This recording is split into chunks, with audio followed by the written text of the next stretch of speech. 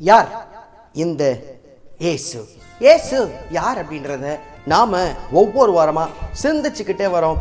இந்த வாரம் நாம பார்க்க போறது, அவர் பெரிய காரியங்களை செய்கிறவர்.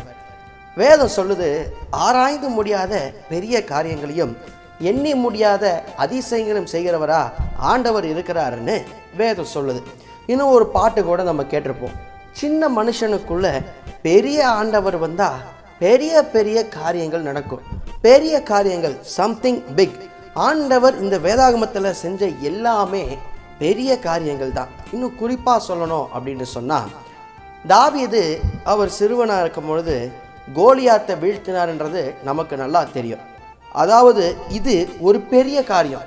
ஒரு சிறுவன் ஒரு இராணுவத்தாலேயே எதிர்க்க முடியல. ஆனால் தாவீது கர்த்தர் என் கூட இருக்கிறாருன்னு சொல்லி போய் கூழாங்கல்லால் நெத்தி அடி, இதான் நெத்தி அடின்னு சொல்லுவாங்க, நெத்தியில் அடித்து கோலியாத்தை வீழ்த்தினதை நம்ம பார்க்குறோம். இது ஒரு பெரிய காரியம், கிரகிக்க முடியாத ஒரு காரியம், திங்க் பண்ண முடியாத ஒரு விஷயத்தை ஆண்டவர் தாவீது மூலமாக செஞ்சிருப்பார்.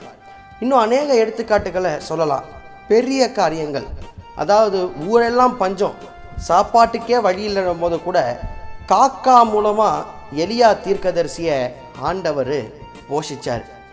5000 புருஷர்களுக்கு மேலே இருக்கிறாங்க, அவங்களுக்கு சாப்பிட கொடுக்கணும், என்ன பண்ணுறதுன்னு தெரிலான போது 5 அப்பம் 2 மீன் வச்சுருந்த சிறுவன்கிட்டேருந்து அதை வாங்கி ஆசீர்வதித்து 5000 பேருக்கு மேலான பேருக்கு இயேசு ஆகாரம் கொடுத்தார். இன்றைக்கி நம்மளுடைய வாழ்க்கையில் ஒரு பெரிய காரியத்துக்காக நம்ம எதிர்பார்த்துருக்கலாம். அதாவது இந்த மாதிரி பெரிய அற்புதம் அந்த மாதிரி செஞ்சாதான் இல்லை.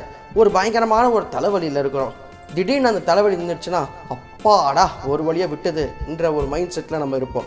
அது ஒரு பெரிய விஷயம்தான். அப்போ அவ்வளோ பர்டனில் இருக்கிறவங்களுக்கு இன்றைக்கி நம்மளுடைய தேவை சின்னதாக இருக்கலாம், ஆனால் நமக்கு அது பெரிய விஷயமா இருக்கும். இந்த காரியத்தை எப்படி செய்கிறது, இதை எப்படி முடிப்போம், நடக்க முடியாத ஒரு விஷயமாச்சே அப்படின்னு யோசிப்போம்.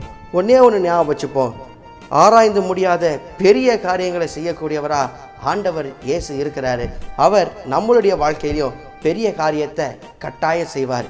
அதுதான் வசனம் சொல்லுது, தேசமே பயப்படாதே, மகிழ்ந்து களி கூறு, கர்த்தர் பெரிய காரியங்களை செய்வார். பயப்படாத இருப்போம், மகிழ்ந்து களி கூறுவோம். நமக்கு என்ன தேவை இருந்தாலும், என்ன பிரச்சனை இருந்தாலும் ஆண்டவர் பெரிய காரியத்தை செய்து நம்மை ஆசீர்வதித்து நம்மை வழி நடத்துவார். அடுத்த வாரம் இயேசு யார் என்றதை இன்னொரு தலைப்பில் சிந்திக்கலாம்.